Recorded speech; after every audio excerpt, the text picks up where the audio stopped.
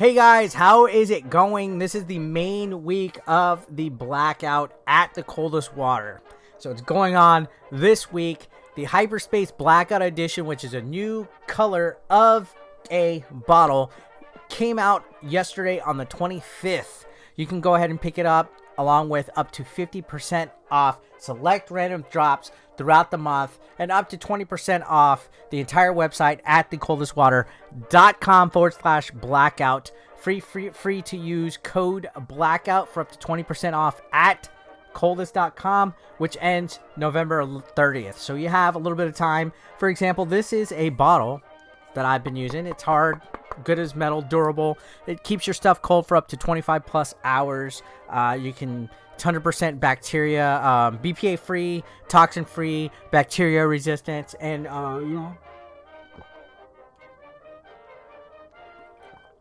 gotta use your little sippy cup while you're in mommy's basement for your water. So again, go ahead and check out. I'll leave all the links in the description down below. Appreciate you guys. Hey guys, how's it going? It's 8-Bit Eric. Today I'm going to talk about 8-Bit Christmas. So let's get the elephant out of the room here. A lot of people, when they initially saw the trailer to 8-Bit Christmas, suddenly started to compare it to the Game Chasers movie based on what they saw. I guess they saw kids in the 80s with an NES console and some kind of pursuit, and they figured that it was going to be a movie that was similar. I even saw a funny comment in the comment section of the 8-Bit Christmas trailer saying, I guess these guys finished their movie before Billy. I'm going to tell you guys straight up, I was very curious to watch it and see the comparisons and everything like that. But going in, I figured there wouldn't be much beyond an NES being involved in the plot in some shape, form, or fashion. So I gotta tell you guys, and this is coming from somebody who was in the Game Chasers movie, somebody that, pretty much memorized the script from start to finish. There is no similarity. There is no ripping off. There's not even a scene that is even remotely close to being the same in Game Chasers movie to 8-Bit Christmas. The plot, not even the same premise, not even the same concept. There's been a couple of people, like just the other day, somebody was actually arguing with me saying it was the same concept, and it's not. It's not the same concept in any shape, form, or fashion. To work out the differences, one takes place in the 80s entirely. One takes place with a flashback to a Christmas present unboxing where, Billy as a kid gets the NES, and then it goes to present day, and then the rest of the movie is set in present day. One involves a kid wanting to get a Nintendo in the 80s and kind of doing a jingle all the way type of situation because his parents don't want him to have a Nintendo, so he goes and embarks on some shenanigans to get his own Nintendo. The Game Chasers movie, he gets it gifted as a kid, grows up, doesn't play it anymore, and then one day Jay suggests, hey, let's go get your original Nintendo if you still have it, and we go on a road trip to go get Billy's original Nintendo. So there's no duplicate plot points, there's no ripping off, none of that. I've watched 8-Bit Christmas twice already, and I can assure you the differences are going to be humongous if and when you choose to watch both of them. Now, let's focus on 8-Bit Christmas. If you guys didn't know, that was actually a 2013 book. A book made in 2013, leading up to the initial shooting, principal photography of the Game Chasers movie. We actually were quite aware that 8-Bit Christmas was going to be coming out. Wouldn't that be funny if we named the Game Chasers movie like 8-Bit something, 8-Bit Journey or some shit like that?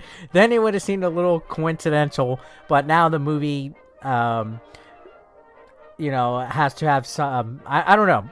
I don't even know what it's going to be titled at this point besides the Game Chasers movie, but it's not going to be Christmas or 8-Bit or nostalgia, whatever. I'm pretty sure of that. That's going to be on my accord because there was never an intent for the similarities to be there, but I watched the movie twice, and I've heard mixed things. People in my chat were saying that the movie tried too hard, that it was kind of cringe, that it wasn't that good, that it was just sloppy. I gave the movie a benefit of doubt. I've seen it twice, and yeah, usually when you're dealing with children actors in movies, it could be a little bit much.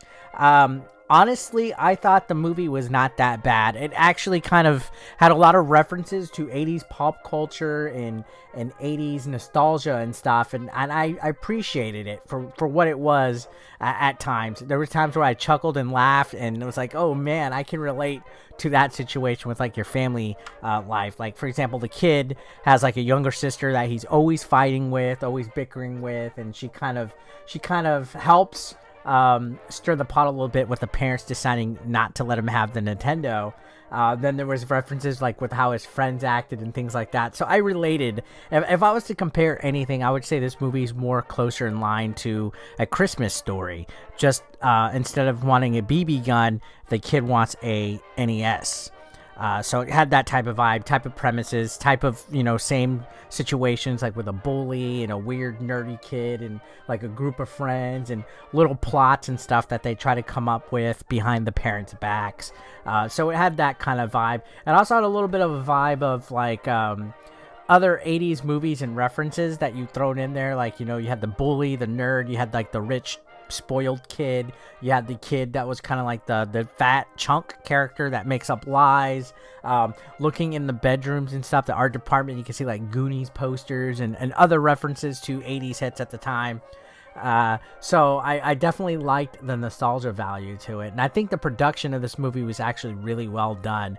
So the movie takes place as a narration. Neil Patrick Harris's character is talking to his daughter at the time because she wants a phone for Christmas. So he talks about how you don't always get what you want for Christmas, that she's basically not going to get a phone. They go to his mom's house, which is her grandma, and they run into his room where the Nintendo's at, and he starts to proceed to tell her the story of how he got the Nintendo. So it's done through like a Princess Bride, Wonder Years type of perspective where the main character is narrating it. In fact, I feel Neil Patrick Harris probably just went in for like 5 hours on one day, shot all of his scenes, because it kind of interjects between the 80s and present day where he's narrating it like Princess Bride. I feel like he just kind of like did a quick one-day shoot and that was about it. But I would have liked to seen him in it a little bit more. But yeah, he's present day and it's flashbacking. But I think the whole movie itself was pretty well done. Yeah, there was parts where it was a little cringe, a little over the top, especially with some of the kids. Steve Zahn played the father. He's from Daddy Daycare, and I believe he was also in the Benchwarmers. He was a little over the top too as the father, but I think, and I'm giving the movie a benefit of a doubt, because there's times throughout the story where Neil Patrick Harris is talking and then his daughter in the movie questions like, oh, did you wear goggles? Did you wear a helmet? And he goes, oh yeah, I did. And then, the scene changes to kind of fit along with his story. So I feel that the parts that you see in the movie where stuff seems a little over the top or a little bit like too try hard or just wacky is from his narration, from what he's recalling of it as a kid. So, for example, he has to shovel a lot of dog poop and the yard was just covered with poop. Maybe that's just how his perspective of a kid was, is like, dang, there was so much dog poop back there that, or for example, he sees like a Nintendo display and it kind of turns into like almost like a Pee Wee Herman, like big adventure scene where the NES is talking with its mouth, and obviously it's not, but you're getting a retelling of the story from his perspective as a kid. So I think going into it, it did capture the feeling of a story from a kid's point of view, and I think that's what they were really going for. So you got to give the movie a little bit of a A for effort on that. Now, was this a real perfect movie? No. I mean, overall, the movie was a decent runtime. There is a clear message at the end of the movie that kind of tugged at the heartstrings a little bit for me. I'm not gonna lie. The acting as a whole could have been better, but again, you're dealing with mostly children. But the rest of the characters, like the adults, I think they all did a pretty fair job. The soundtrack was awesome. There was a couple of good 80s music and rock and roll in there that was pretty pretty good for what you had in here. So for a movie about like a Nintendo Christmas movie that was made in 2021, focuses more on the shenanigans of being a kid and stuff. If I was to give a ranking for 1 through 10 of 8-Bit Christmas, I'd probably give it a it's not going to be a Christmas classic by any means, but at least a 7.5. You know, it wasn't terrible. I've seen worse movies with bigger budgets. So I definitely liked it for what it was. But yeah, assured enough, guys, give it a chance. But also give the Game Chasers movie a chance, because it's going to be something completely different. I have a feeling a lot of people are going to keep, for whatever reason, referring to one or the other once both are out. And it's kind of neat and kind of cool and kind of a weird coincidence. But at the same time, you know what? Maybe it'll turn out in the long run to be a good situation. But yeah, 8-Bit Christmas wasn't terrible. I saw people calling it hot garbage. No, I wouldn't say it was garbage at all. It was not bad. It was passable enough for me to watch twice. So I liked it. It had some references that I enjoyed.